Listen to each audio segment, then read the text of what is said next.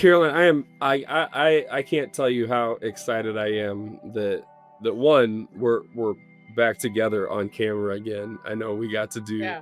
a really cool podcast together and with conversation with Kathy, who was on one of the earlier episodes. And um,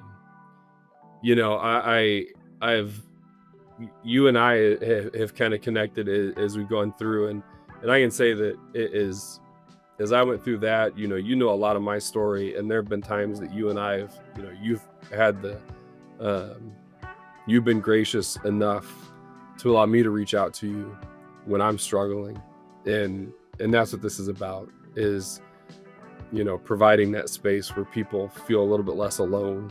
And I'm honored that I get to have a conversation with you and hear some of your story and a little bit more about you, Yeah. because I can tell you that you have been a huge impact on my life Thank and you. on my journey here, especially over the past like 6 months to the better. So, um, Well, I'm real I so excited to be here. I yeah, have to tell you, you first put this idea out there and you're like, "We're gonna do this," and you're like, "Sign up," and I just kinda hid in the background a little bit. I was like, "I don't know if I really have a story to tell." And then it was interesting. Of course, you reached out anyway. And so I'm like, "Okay, yeah, fine, I'll do it." And then I listened to your intro and I thought, "Well, that's exactly it." I mean, that is the message you were giving, is that everybody has a story to tell, right? So sometimes I think, well, what really is my story? And am I really that interesting? Do I have anything to say? And I think that's a feeling I think a lot of people probably have, because that's what you started your podcast with. yeah, So and I really appreciate what you're doing here and inviting me and me having the opportunity to think about, well, what is my story? yeah, and I like and you hit it right on the head. Like I think there's so many people that think there's like the story that they have isn't worth telling or sharing. Yeah. And I know you'll probably talk about it a little bit, but I'm sure you talk to people all the time that don't talk to people about their stories. Right. And because they don't talk to people about their stories, it eats at them Right. and eats at them. And at the end of the day, everybody's story in a Right. world where we have to believe that there's enough space and enough abundance, everybody's story matters. Right. And if mine does, then yours has to. Right. And if yours does, then mine has to. And that's the beautiful part of it. And so, It is. um, and you are right. I did press on you to get on this. So peer pressure, just for clarity, does work with adults as well. I mean, and honestly, it Um, was just another email that went out to yeah, say, "Hey, here's the link to sign up." And, yeah, and I will say that's probably part of my story. I like to fill in the gaps. Sometimes I have hard yeah, time saying no, but sometimes it makes me do a lot of things. And so yeah, that's kind of where I landed in a bigger picture kind of thing. I think part of my story is I'm an observer. Right? And I think and I'm a jumper inner. I don't think that's a real word, yeah, but I observe and I like to kind of fill in the gaps and kind of figure things out. And so if I have to back up a little bit, I should probably introduce myself. So I'm a clinical psychologist. So I work with kids and teens, even though I have training with adults as well. And honestly, if you're working with kids and teens, you're working with parents who are adults or caregivers or teachers or pediatricians. Like, you're working with the team of adults. And so that adult training is also come in very handy and working in my space here. Um, but I think that was kind of one of my thoughts when I thought about what's my story and how do I get here. I think one of the things that allowed me to have good mentors was not only did I interact and have good opportunities, but I'm an observer. And so I learn a lot just by seeing what other people are doing. And then I try to make it a little bit about what can I take from that person. So I think people who aren't formal mentors, I feel like I've had a lot of mentors that have just donated their expertise to me without them really knowing it. Because 'Cause I'll yeah, see like, "Oh, okay, well, that's really interesting." Right? You just shared something about this podcast, and I've thought about, well, what if I did a podcast? What if I need to do this? And I'm thinking about, okay, well, he uses Opus, and what about this? And so I start to do all the things. And I Yeah. really think that's how I've evolved in my therapy practice too. I've got all the research base, but then I like figure out and I try to put all the pieces together to make it fit for that individual. Sometimes I'll Yeah. call myself like a chef therapist. Yeah. I got the recipe, but I gotta spice it up based on what I've got in the kitchen. Um, Yeah. and it And I makes a love big that. difference. It makes a big difference. Um, Yeah. I love that because it's been kind of a running theme of like we have to find our brand, right. right? And you heard me talk about it when we were doing stuff with Kathy. Like it can't be the same for everybody because it's not just go to the gym. It's not just it's what's your brand, what's your version of it. And I love you talking about saying like, hey, like I had these great mentors that provided me with an incredible amount of knowledge and information. But what I was able to do is then take that and be able to have a pantry full Mhm. to be able to then take and make the right recipe to support different people. So Right. talk to me about like what is that what does that look like for you? Like how do you think that how did you get to that point? Because like I'll be transparent. Like when I first became a principal, I read a lot of books. Oh, yeah. And what I ended up doing was trying to be a part of all of those books and lost me. Mm, And so what I'm interested in is like how have you been able to take all that stuff but right, still be you? right. I do think for a long time, I did just follow the rule book. So, I grew up and I will tell you, like, so I grew up I love school, right? I love school because it was like, "Okay, tell me this is what you need to do it, and people like you for it, or you get accolades for it." And so it was a very straightforward kind of thing. And and I was always so I just love school. So I was very much learning from that model of kind of like, Yeah. just tell me what to do and I'll do it. And a little bit of a people pleaser, a little bit of a perfectionist, right? And then, I had it all planned out, like many people, right? You're like, I kind of always, well, I don't know if I always knew I was going to be a psychologist, but I'm adopted. I did not know my birth parents, but I've always known I'm adopted. It's never been a secret or anything, but I've always been inspired by this idea of like nature versus nurture. I've always been fascinated by people and what makes them tick and how things put together. And I think one of my gifts is kind of thinking in puzzles a little bit. I want to look at all the different pieces and figure out how they kind of put together. So I always had that mindset. My older brother was also adopted, but we're not biologically related. And he had such a different experience in relation to how he felt. He felt more of Yeah. that I was rejected. I felt more like I was Mm. chosen and loved. Same parents, Mhm. right? Same parents, in terms of adoptive parents. So it's Yeah. always been very interesting, and then in high school, I wasn't really sure. I was like I didn't really feel like I excelled at anything, right? I was like, "Well, I'm good at math." I actually do school really well, but I do it really well across the board. But then it just started coming together that, like, psychology is what I wanted to do, and that combined both, I need to write, I need to understand things, I need to do math, I need to kinda put it all together, and so that's what kinda led me to graduate school. Um, and I went to undergraduate at University of Missouri, go Tigers. And the first thing I did, I think second semester was I started getting involved. So I think that's my take too is thinking about what is my story? My story is get involved. When you get involved, then all of a sudden you have experience that informs you about what it is you like and what it is you don't like. So I was really fortunate to work with Michael Harris and Allie Burr Harris. So Allie was a graduate student, so I got to be a research assistant, and she was doing work with juvenile delinquents. And I thought, sure, that sounds awesome. I think that's what I'll do. And, I applied to graduate school and I didn't get in, which floored me. I'm like, I am a good student, right?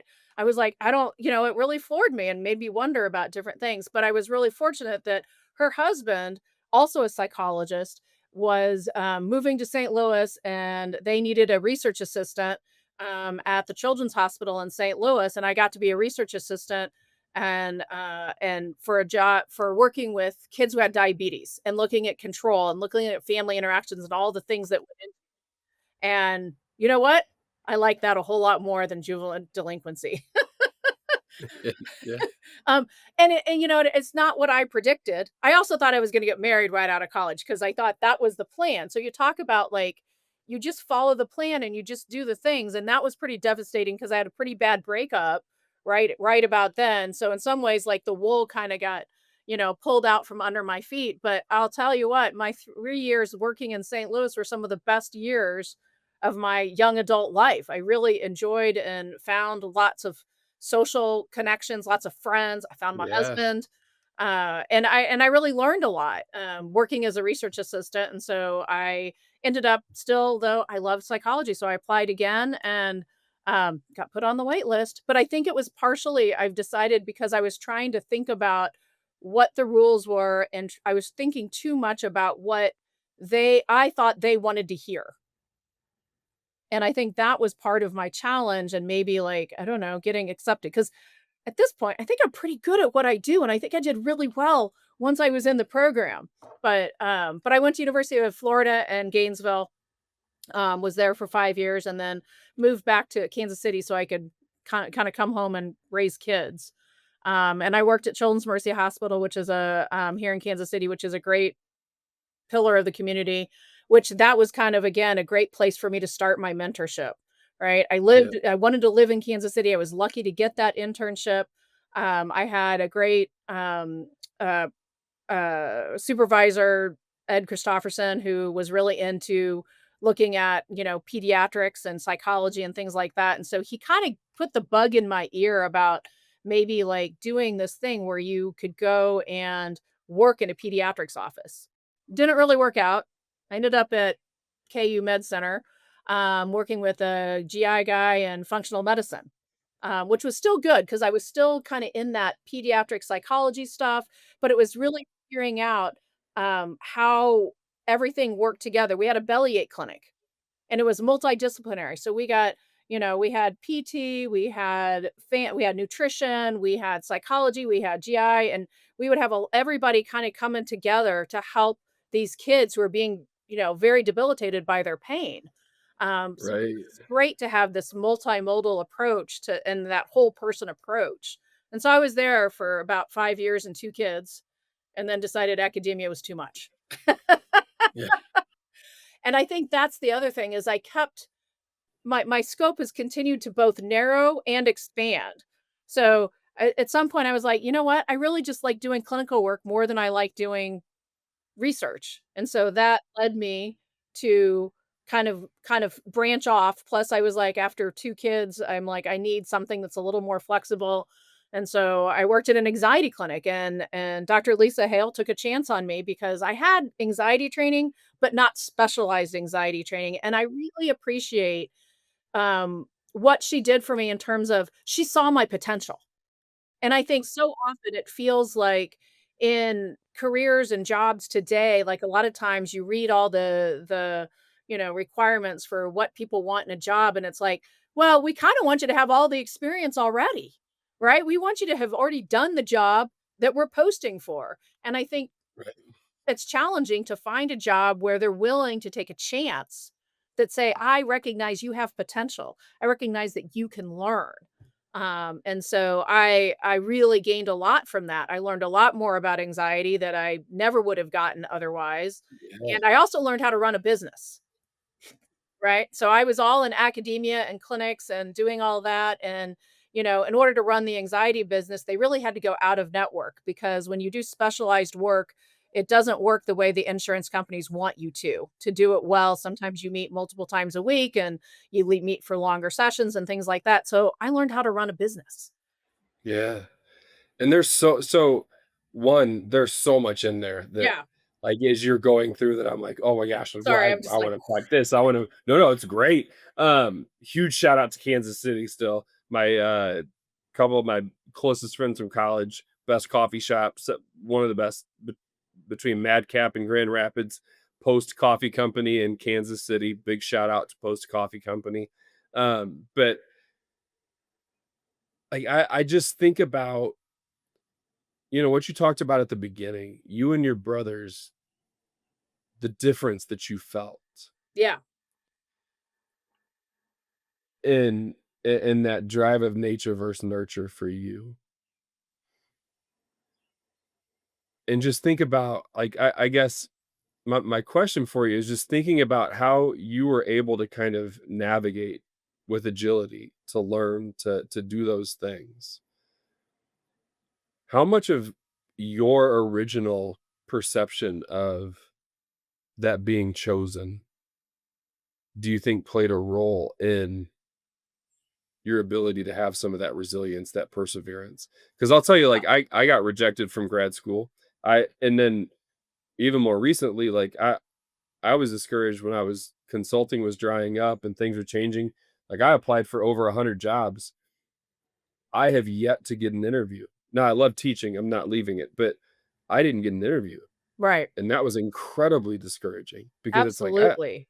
I feel like I'm qualified to do a lot of these things, but no one wants to take the shot on it. So, um, I'm just curious as to what kind of your thought is about how your how your mentality helped to drive you as you went through. I think I've always known that I was adopted but always known that I think my parents made it very clear that they chose me. And that's the message I heard, right? I don't think they told my brother a different message, right? But for whatever reason, that is the message that has stuck with me. And I think having that solid foundation of a family too that just supports you. And I always know that I can always go back to my family.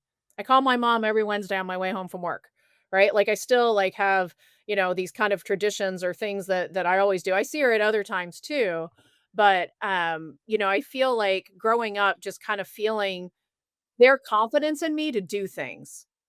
I don't feel like they micromanaged me much, um, but they had strong expectations for kind of what just about what life should be like. Um, my older brother went through a lot of challenges.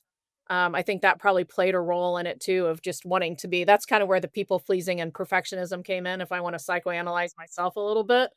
But I think some of it was already there, right? But I do feel like it's having that solid foundation and having some success, right? So I felt like I did really well in undergraduate. Like, I did well enough. I completed my degree. I was involved in things. I double majored in French. Like, I had a lot of really positive experiences. I mean, some of those are because chose and sought them out. Probably Yeah, because had the confidence in myself to take those risks.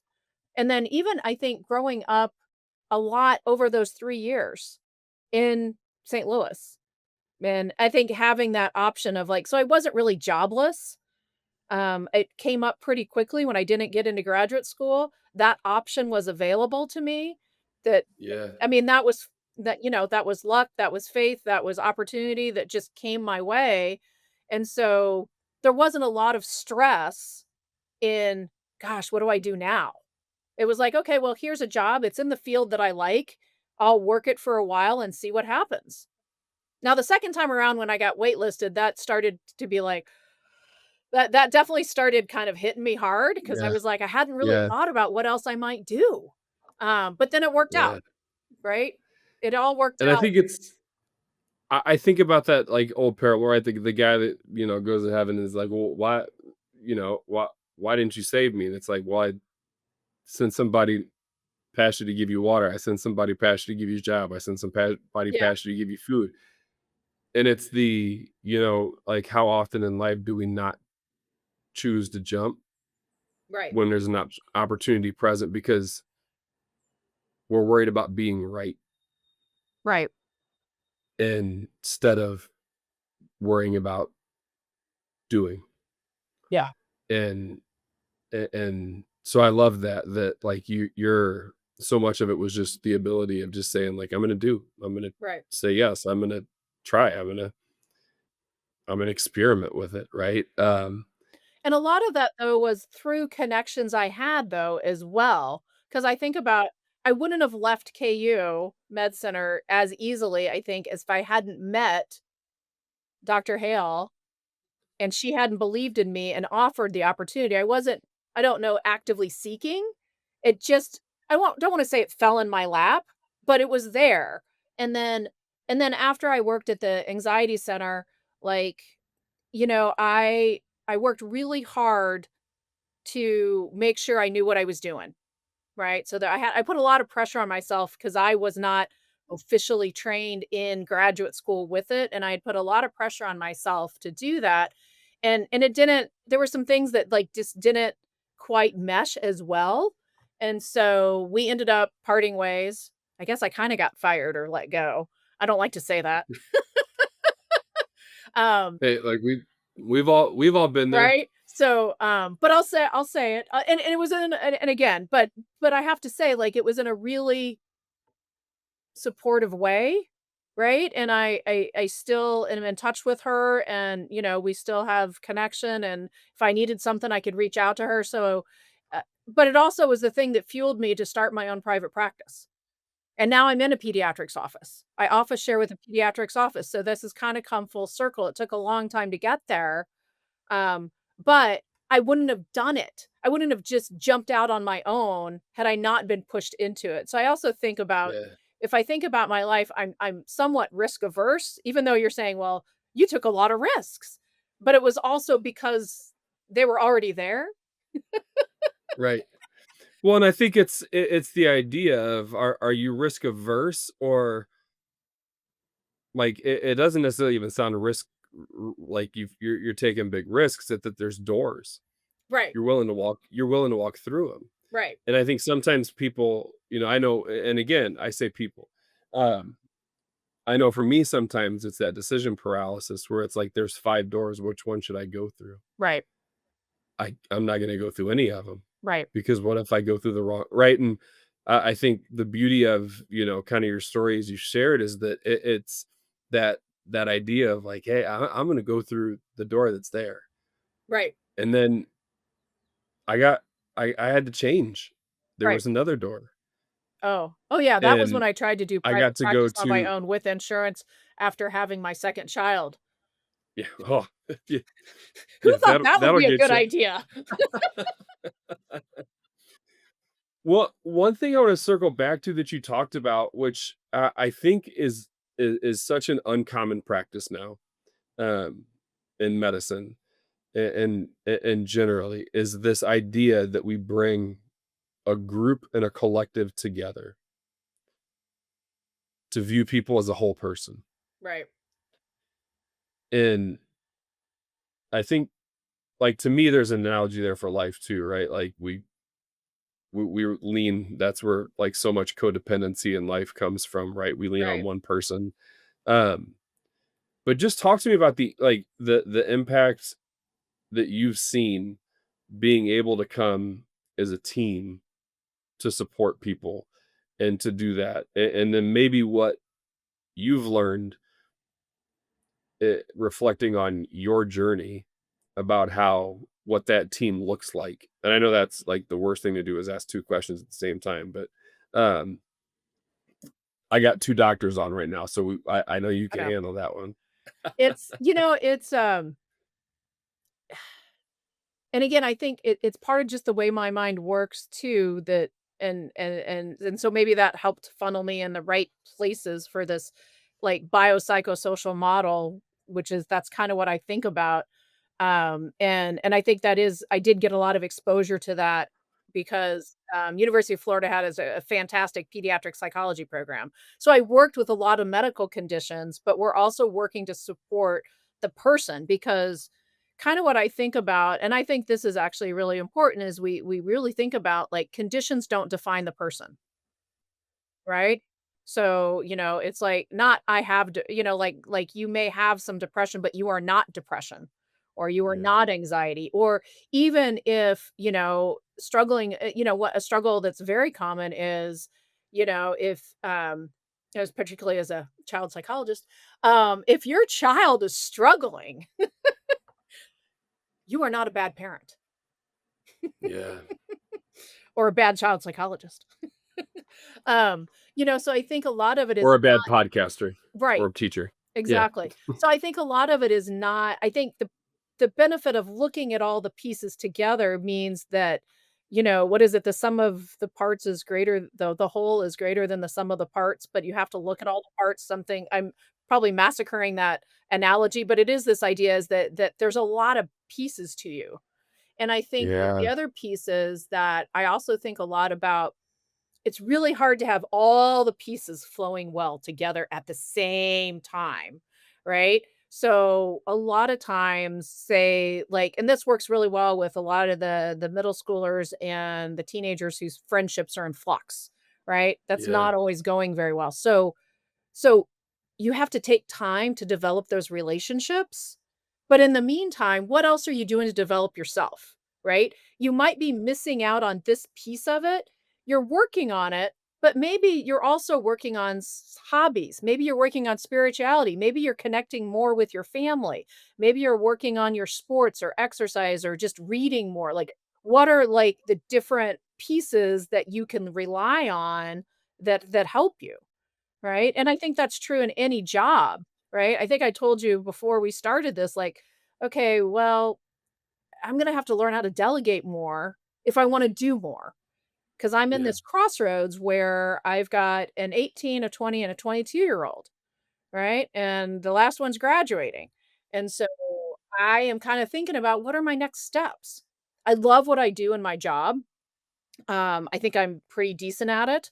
So my practice is pretty full. So I get to kind of cherry pick the ones that are good fits for me now, which is also good as you get farther in your career. You can Yeah. again narrow in your focus, which helps a lot.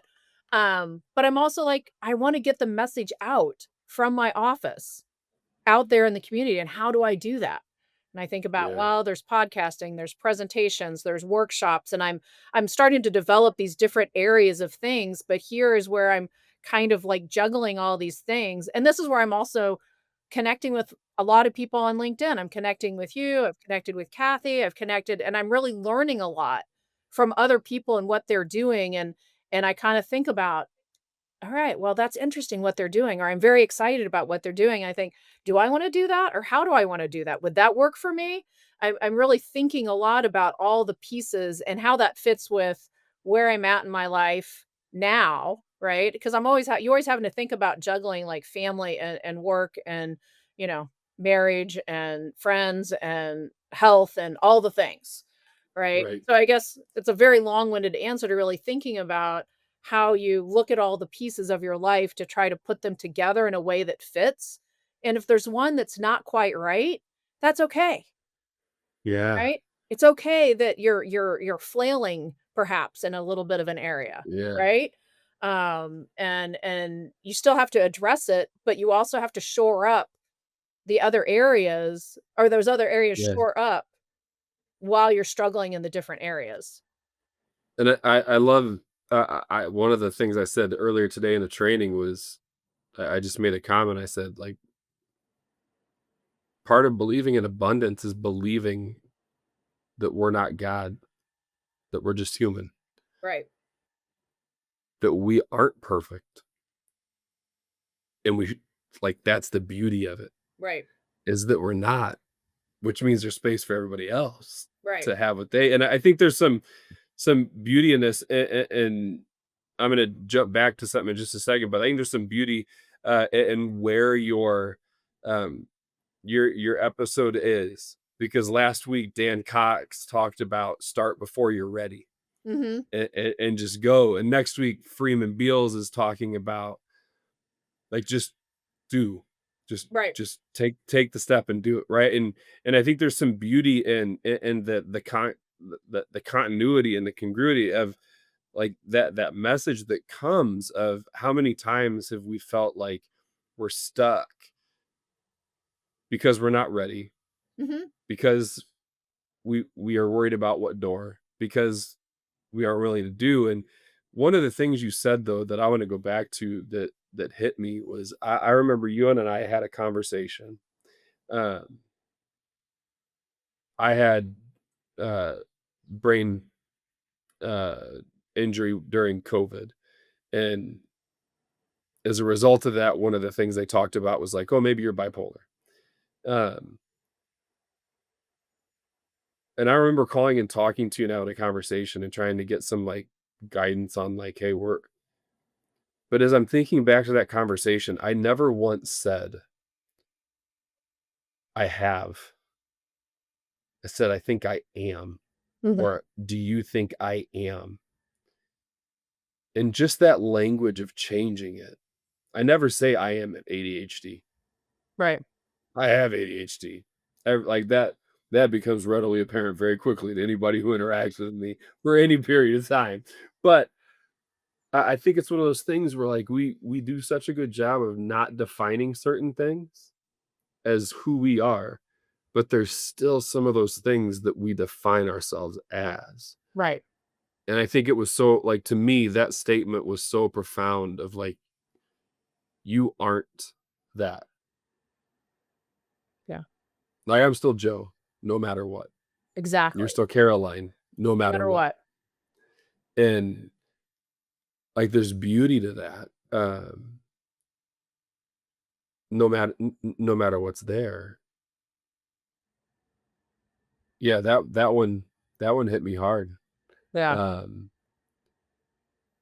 as you talk about getting that message out, why why do you think it's important right now that we get some of this message out to people?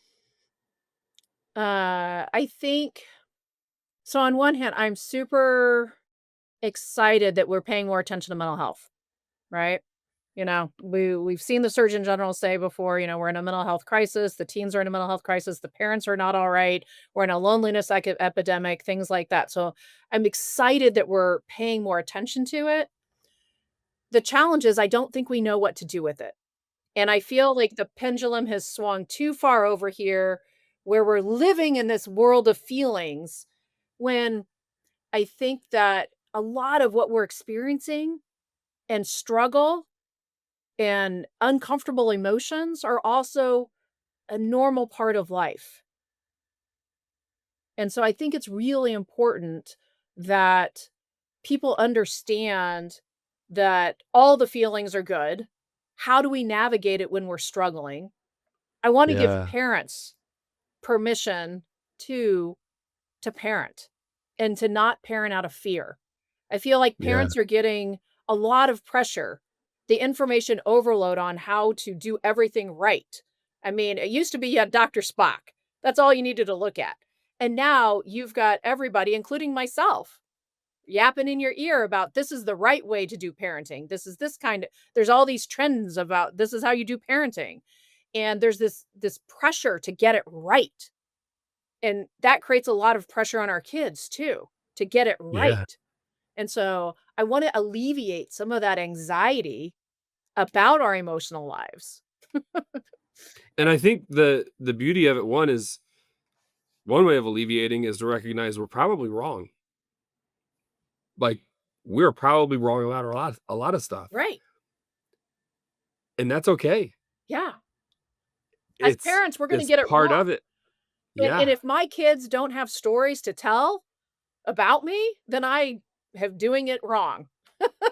Like, it doesn't And matter how great a parent are you are, doesn't matter how great a parent you are, your kids are gonna talk about you, and they're gonna remember the mistakes you made, and that's okay. yeah, You laugh with them, yeah, right? You yeah, laugh with them. And here's the deal, I think we're all doing the best job we can for the information we have and the resources we have.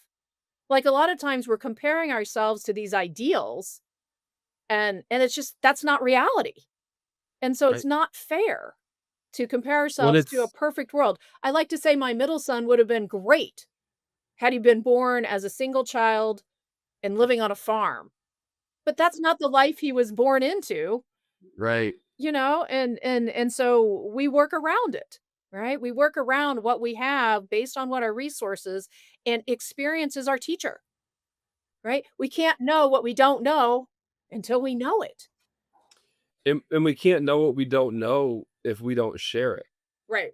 And that's where I think, we talk about the mental health epidemic, we talk about the loneliness epidemic, we talk about and I see it in the classroom with kids, and I see it, in the trauma that they're bringing into the classroom and what they're doing. I see it in my own life. I see it in friends, but I also think that as we look at it, there's also an epidemic of learned helplessness and an epidemic of silence because one, we don't share our stories, but even when we do, we don't listen, we don't acknowledge, Right. or we then start comparing our story to somebody else's. Right. Well, mine's not like you said, we talked at the like, I don't know, someone else has a bit like that's the beauty is that Right. the world is big enough, and I believe in the enough abundance within it that your story matters, and mine does, and so does everybody. And it doesn't matter Right. how heavy somebody's backpack is, right? We've probably all been told that was almost you don't shut your mouth. You got lucky. Count yourself Count yourself lucky. Someone else carrying every What about the starving kids awesome. in Africa? Right. Awesome. But what about the backpack I'm carrying right now? And Right. that's, I talked about it a lot with when I taught, and I talk about it with other teachers all the time. I'm like, I think stress and anxiety and they're all a gas. They Right. fill the container that's there. And it doesn't matter how big or how small your container is. But those 12-year-olds that I'm interacting with, some of them, their gas that's in their container has way more than mine. But that doesn't devalue or diminish the fact Right. that I feel what I feel. The issue then becomes, now what? Right. Am I gonna sit and wait for the world to happen to me, or am I gonna go and do something about it? And I love hearing, as you've talked and shared, you talking about, like, how many people have not gotten into grad school and then they're done? How many people have, not enjoyed one path that they took and they're done? How many people have been adopted and said, "Nope."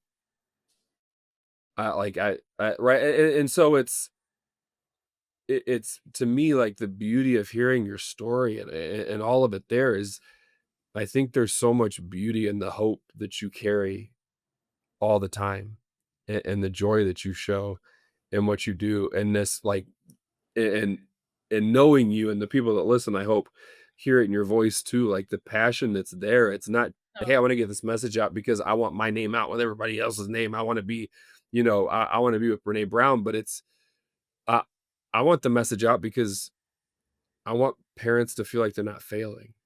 I Right. want kids to feel like they're not failing. I want people to feel like they're not defined by their anxiety or by their depression or by their whatever it is. And I know in the episode with Eric that was one of the first ones that came out, he talks about the most impactful moment was someone asking him, "Tell me a story of your life the way that you tell it to yourself." Ah, that's powerful.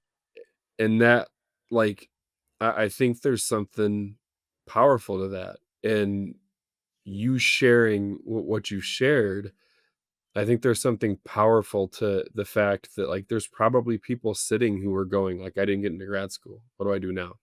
I didn't like what do I do next? I'm struggling with, like, what do I do? Like, how do I take the circumstances I'm given and still continue to move forward?" Yeah.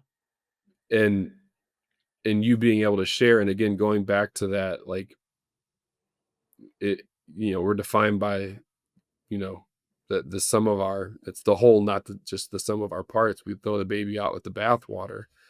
And I think that there's something beautiful there about your desire to approach other people and support and help them, not just in one aspect, but in all of them. Right. I think it goes back to just letting ourselves be human Yeah. and relating to each other and Yeah. having that community, which I think we really lost in COVID a lot, right? I think about that a lot and how that's one of the reasons I wanna get the message out too, is I think about COVID compared to, like, World War II. The greatest generation came out of World War II. I think the worst generation came out of COVID. Because the difference Yeah. is if you really think about that too, I thought about, like, everybody banded together against a cause they could really get behind and they could sacrifice. Well, with the pandemic, it was every person for themselves, right? You need to be afraid of people, and And it's divisive. not only that, like, now you're harming me, and so it was, like, the exact opposite, and I think it's just taking us a while to come back to that community, and I think it was already fracturing before that, but that just I think the pandemic accelerated a lot of things that were already there, but I think we have to be in community. We have to have people that believe in us. We are not self-sustaining. We are not a self-sustaining being. We need all the people around us to support us. Nobody lives well in isolation. And you don't need a huge crowd, right? Unless that's your thing, right? You need a couple of people that got your back. And that kind of goes back to like, I always knew my parents had my back. No matter what, I always knew they had my back. They still have my back, when I call and I'm, like, having a parenting moment or whatever, they got my back, right? They're always like, Yeah. "Okay." I always know they're on my side, they're always gonna cheer. We need to be cheerleaders for everyone else, right? Yep. As much as we need cheerleaders, we wanna put out into the world what we wanna get back. Yep.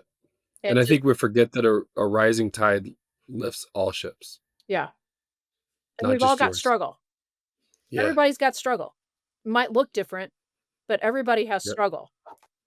Yeah.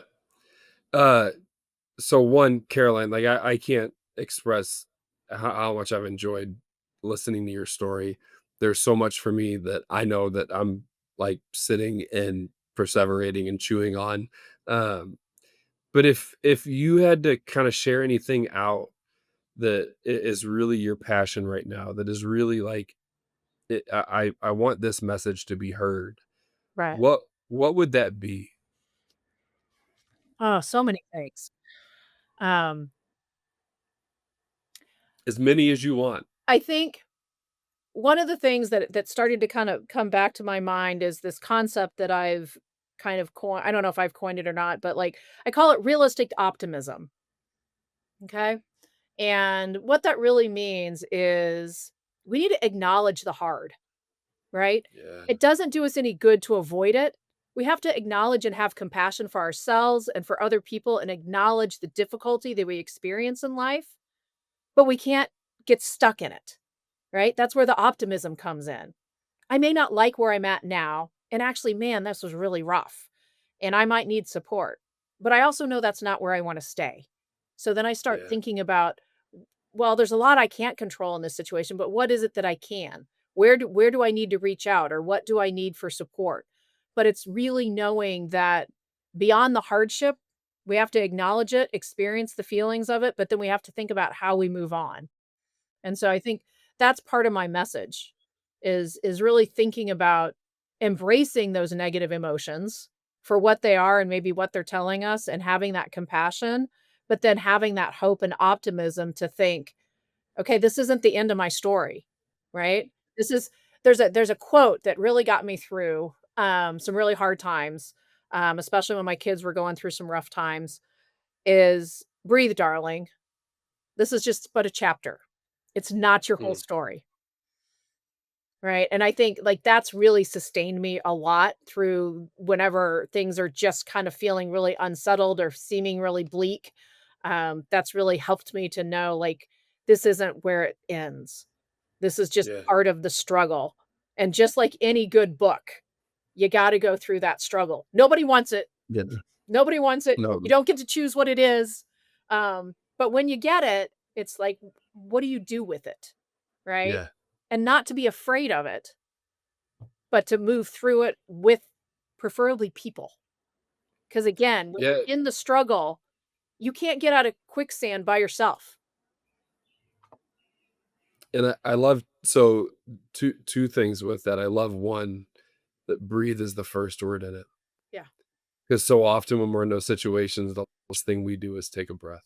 Yeah. And I had a conversation that like I have to be reminded to take a breath, to breathe, slow Yep. down. Like because I have a tendency to go at 175 miles an hour or zero.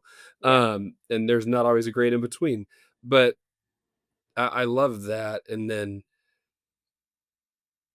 I can't agree with you more that we're meant to do this together. And my negative coping mechanism is isolation at times. That's the human tendency. That's not just you. That's like Yeah, whenever we feel bad, we want to close in. That's kind of instinct. It's like we're turtles, right? yeah. And so when we I even feel like said we're that the put other day. upon, we're like, but in fact, what we need to do is kind of reach out. Even if it's what I call be open for business. Maybe it's hard to Yeah, reach out, but if you can at least have a posture, if you can kind of like just do the, hey, give a head nod or a smile, make it yeah, easy for people to reach out to you so you yeah, don't have to do all the work. yeah. I think that's beautiful. And I love that analogy, just be open for business, because it takes away some of that pressure of like, all right, I want to turtle, I want to hide, I want to isolate. Now I have to reach. Just be open for business. Yeah. Just be willing. Stick your head out.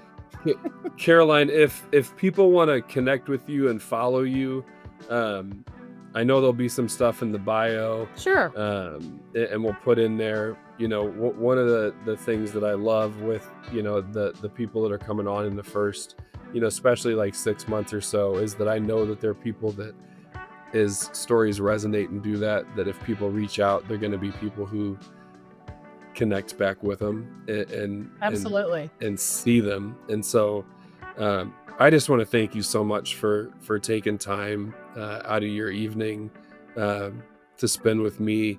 I know that there are so many things that you shared that resonated with me.